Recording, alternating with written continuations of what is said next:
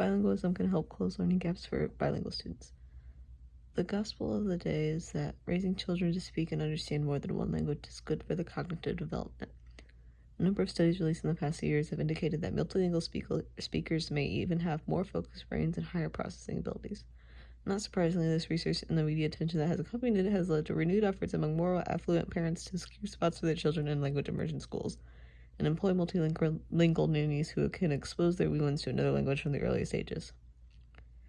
The benefits of bilingualism, a skeptic may ask, if it's possible that the cognitive benefits such bilingual children receive are more a result of their privileged socioeconomic status and the resources they have access to rather than simply an ability to converse in Spanish or Mandarin. The encouraging answer is not really.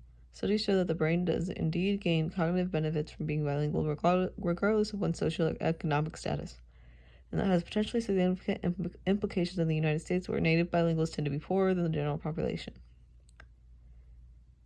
It helps to understand what exactly you gain from speaking more than one language. The benefit is quite specific to a very important aspect of our brain's functioning, says Ellen Bialstock, a cognitive neuroscientist at York University in Toronto, Canada, who has been examining bilingualism's effect on the mind for decades. Being bilingual improves the executive functioning processes that manage things such as attention, working memory, planning, and problem solving. The bilingual mind experiences workout from constantly expressing one language while activating another, which builds up the brain's cognitive process.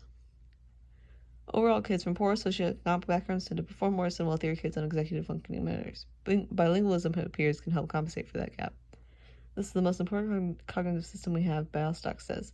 There are studies showing that executive function in childhood predicts academic outcomes in a narrow sense and broader success outcomes in life. What the research shows, when Bialstock started doing research on the bilingual effect, there was a concern that socioeconomic factors were interfering with the results. And there are a number of studies that, when taken together, says rule out that our effects are limited to certain socioeconomic status, or even worse, confounded by socioeconomic status and not reflecting the effects of bilingualism. One study Bialstock was involved with looked at a group of low-income children from a specific region of Portugal, on a litany of tests measuring things like intelligence and visual memory. The kids who stayed in Portugal and those who had immigrated to Luxembourg and learned to speak Luxembourgish performed the same. But on the measures that test the brain's control and function, researchers found that the kids in Luxembourg were significantly up from those who stayed behind, Bialstock says. Overall, kids from poorer socioeconomic backgrounds tend to perform worse than wealthier kids in executive functioning measures. Bilingualism, it appears, can help compensate for that gap. A separate 2008 study from the University of Washington researchers compared Spanish and English native bilingual kindergartners who tend to come from more disadvantaged backgrounds to English speakers enrolled in second language immersion English-only speakers. The native bilinguals outperformed the other groups on executive functioning tests, but that was only after controlling for factors like socioeconomic status. Before doing that, their scores are the same. Given the impact of socioeconomic and other factors on cognitive development, those kids should have done worse than their more advantaged peers. Essentially, disadvantaged bilinguals may be doing more with less, the researchers noted. That study was particularly notable because after English, Spanish is by far the most spoken common language in the U.S. About 60 million people, or 1 in 5, speak a language other than English at home, according to 2011 census data. And 29% of them live below the poverty line, compared to just 14% of the general population. Myths still persist around bilingualism for a time. Educational experts concluded that it took bilingual kids much longer to develop language skills than Sarah Rosenby Lytle, the director of translation at the University of Washington's Institute for Learning and Brain Sciences. It turns out that that's not the case. It just looked that way when those kids were assisted in only one language. Closing the gap, support for bilingual or multilingual education continues to grow even where it was once viewed with suspicion. California, for instance, is now home to an explosion of dual language immersion program where 5-year-olds learn Italian and Japanese. But as recently as 1998, California voters banned bilingual education programs, mandating that students whose first language was not English be taught overwhelmingly in English. Since then, the gap in test scores between those students and native English speakers have widened.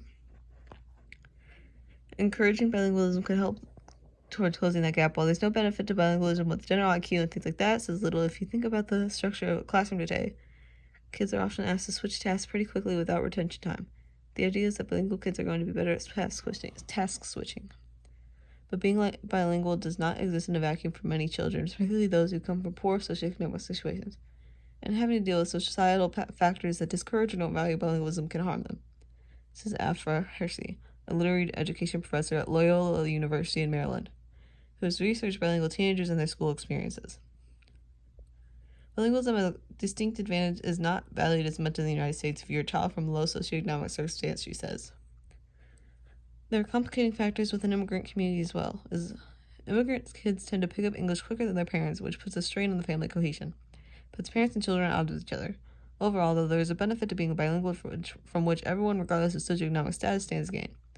Particularly if speaking two languages is seen as a good thing. Bilingual benefit doesn't guarantee greater academic admission to college or high-paying job, but it certainly sets the foundation for greater successes in life.